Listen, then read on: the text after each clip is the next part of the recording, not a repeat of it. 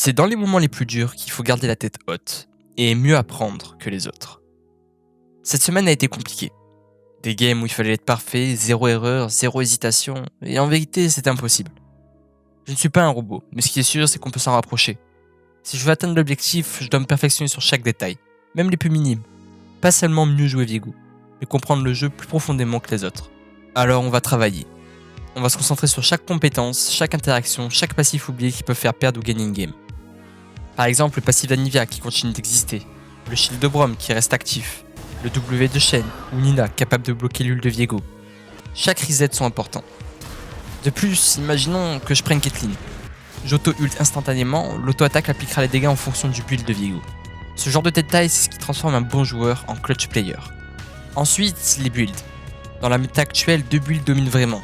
Le build classique, Kraken, Percepteur, Dominique ou Rappel Mortel, celui qui permet d'égaliser en DPS certains champions, parfois même de burst plus vite que prévu.